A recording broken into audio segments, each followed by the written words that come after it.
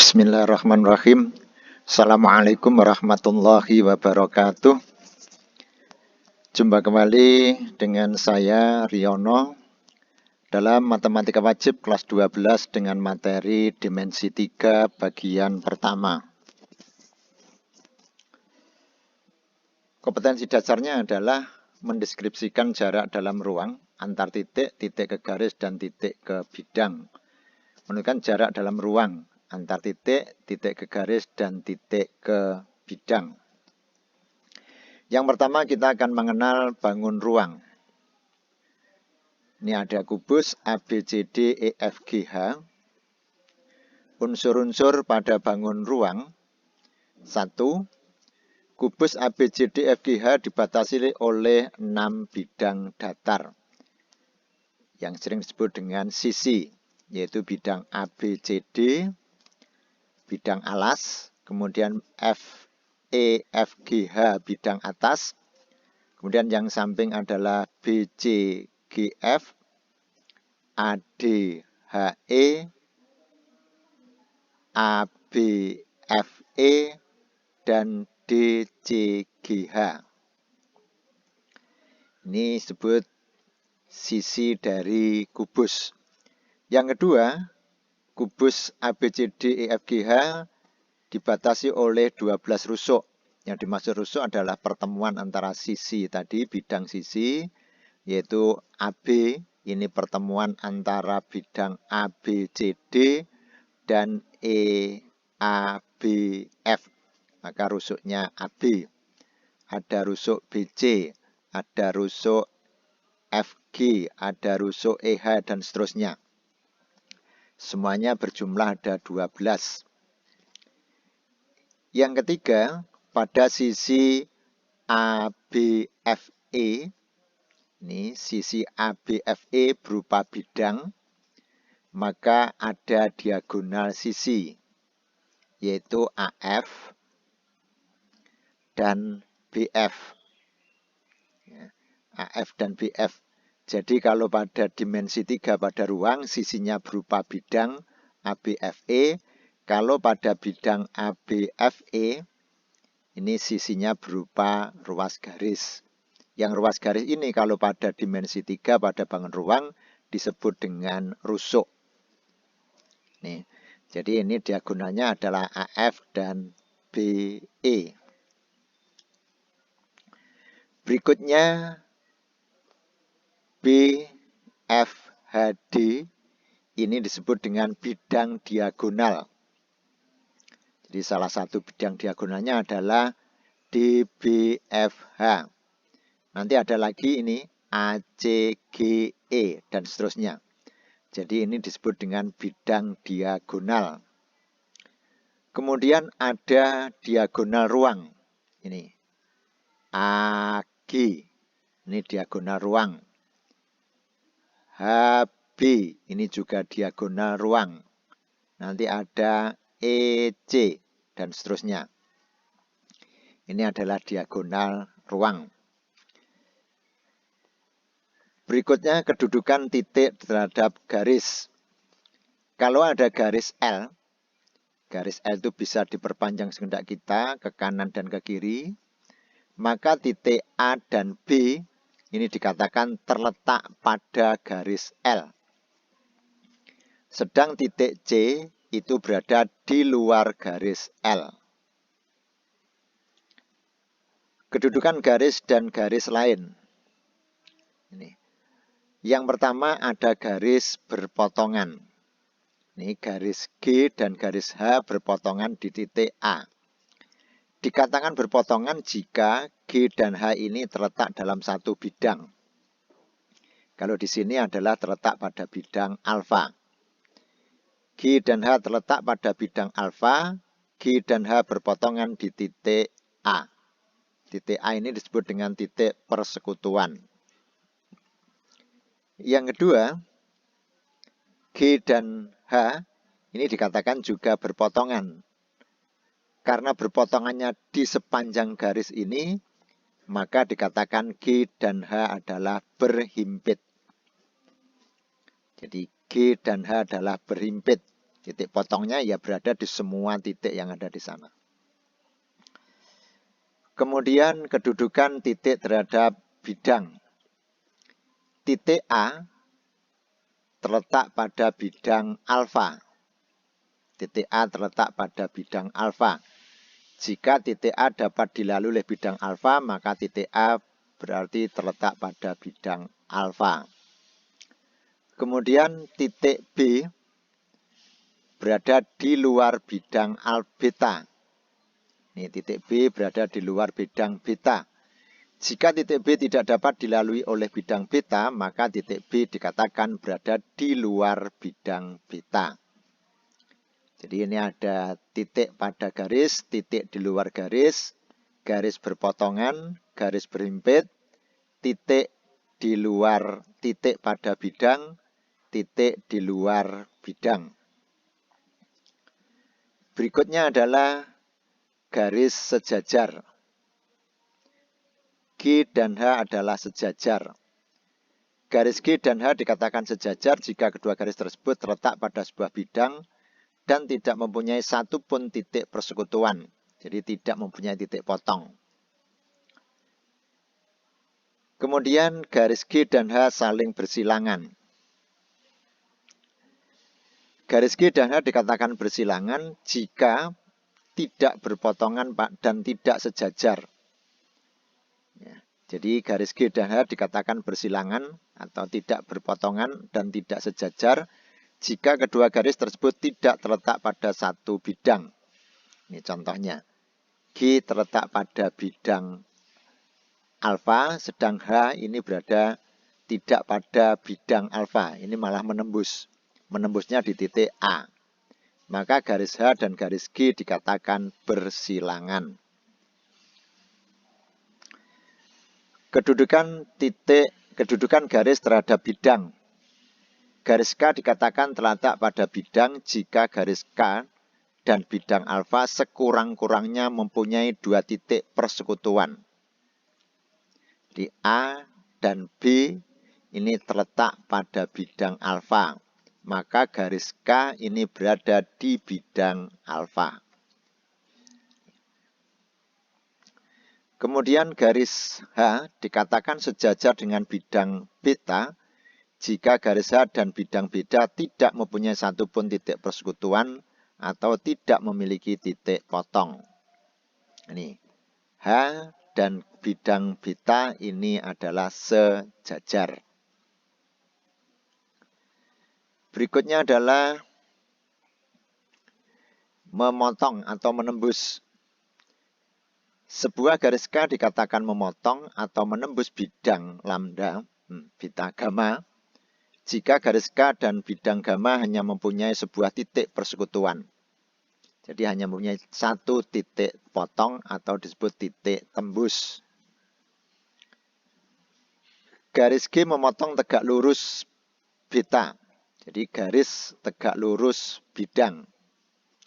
Jika garis G tegak lurus dengan semua garis pada bidang beta.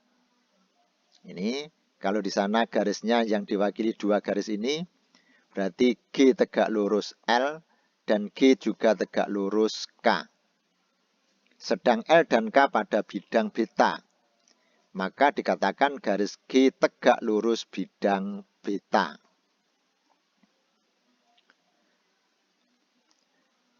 Kedudukan bidang terhadap bidang. Ini dua bidang berhimpit, dinemplek ini, berhimpit.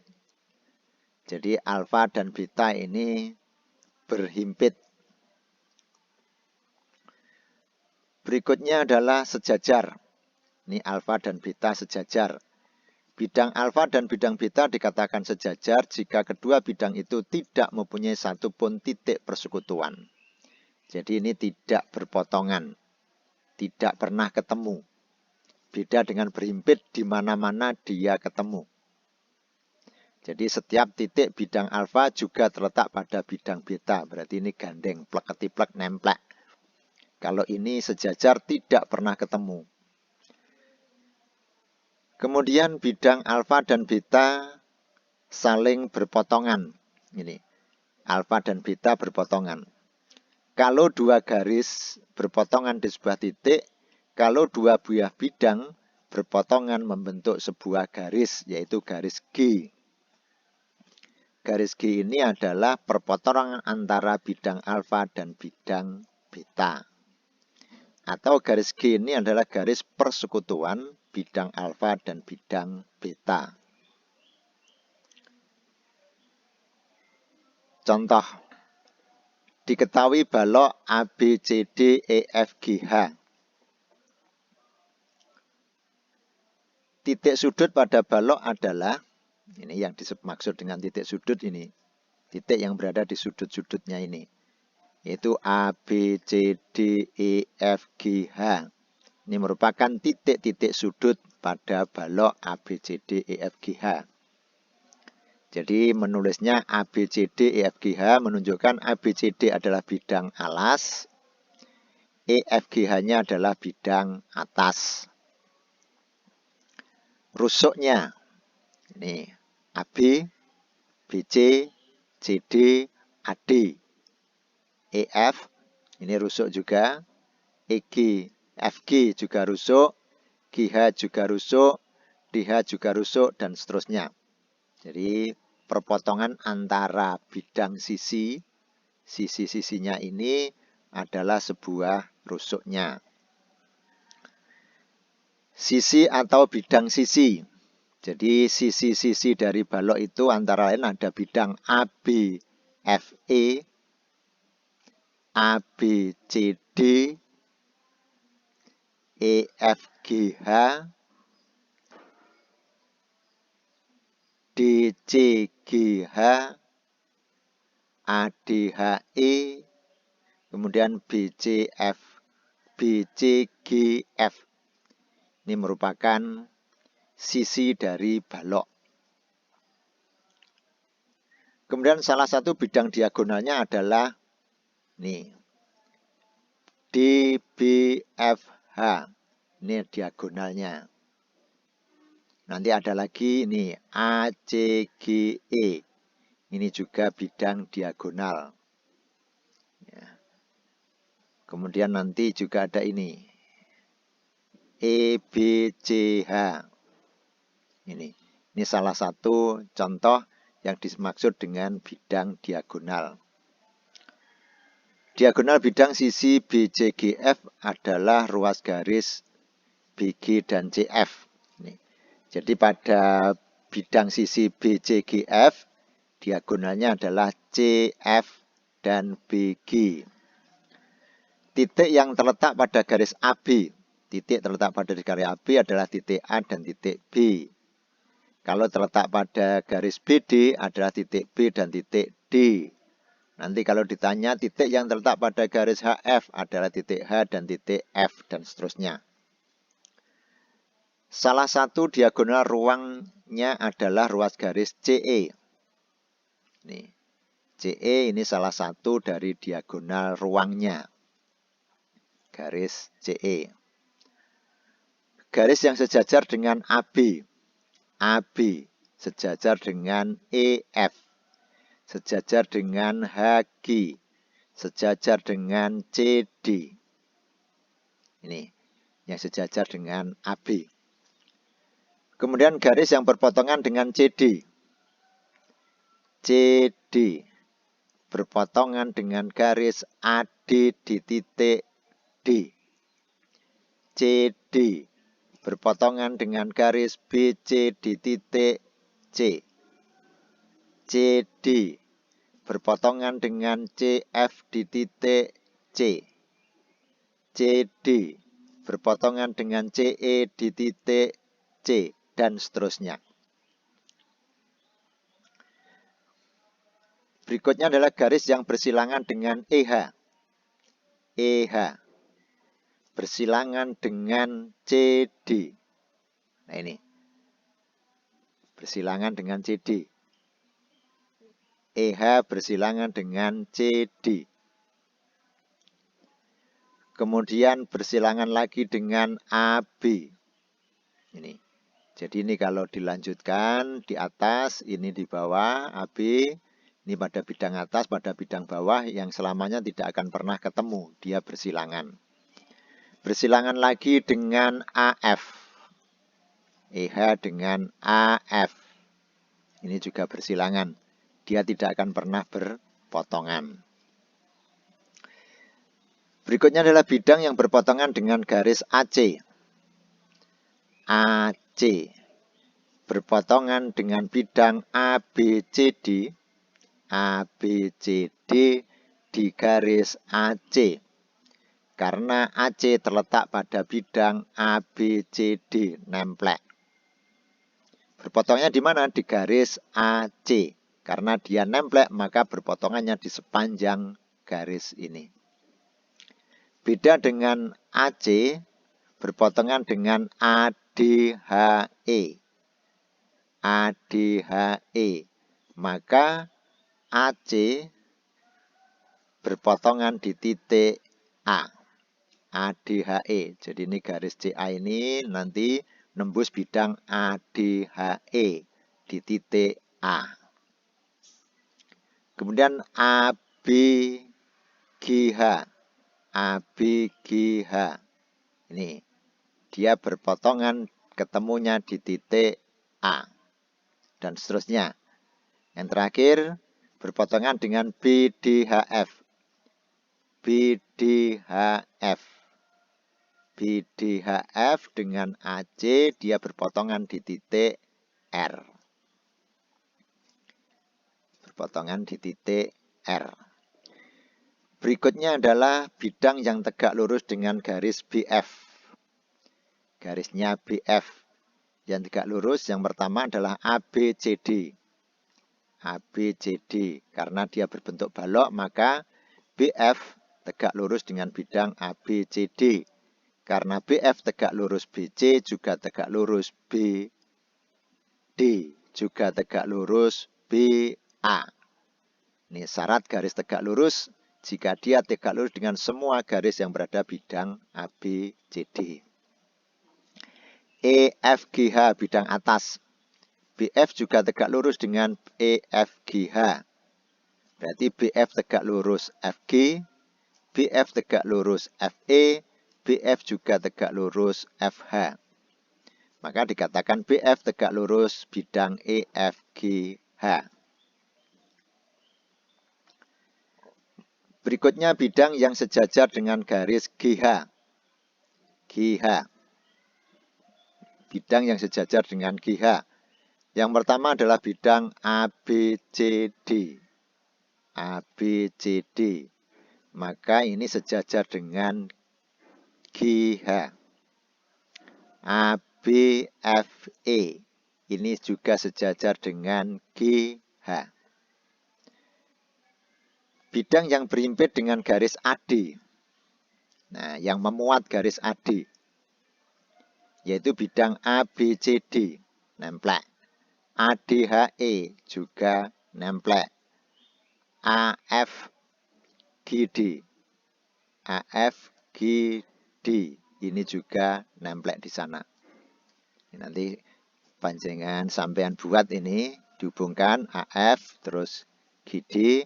Nanti akan kelihatan bahwa garis AD terletak pada bidang AFGD. Bidang yang sejajar dengan bidang ABCD.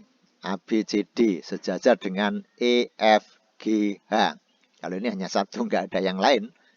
Ini, jadi pada balok ini yang sejajar bidang ABCD hanya bidang EFGH. Berikutnya adalah masih balok ABCDFGH. Bidang yang berpotongan dengan bidang ACGE. Ini, ACGE berpotongan dengan BDHF di garis PQ. Nih, di garis PQ. Nanti akan jelas, ini digambar dulu, kemudian bidangnya ini diarsir, dikasih warna. Insya Allah nanti akan lebih jelas.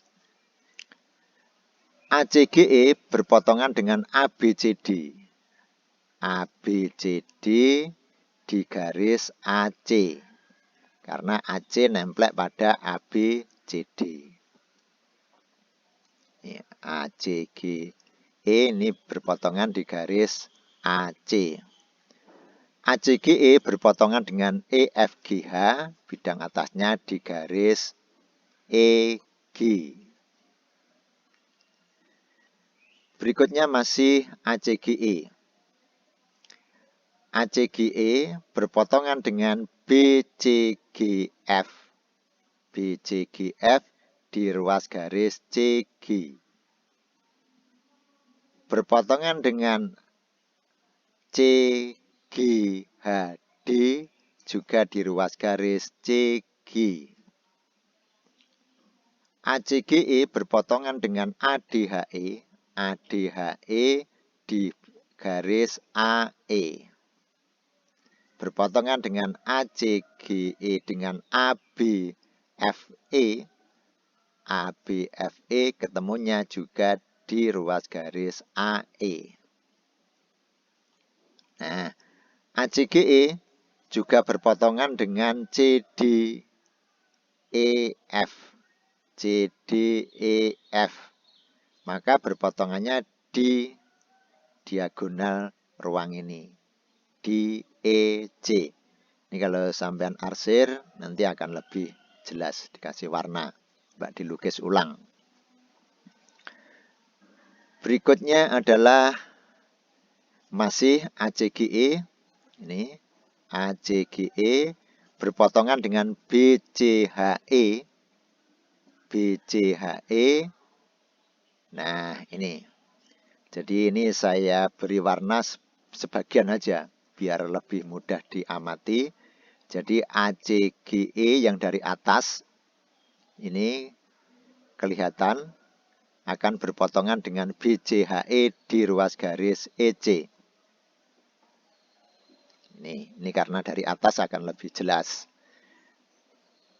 Kemudian ACGE berpotongan dengan AFGD di garis AG.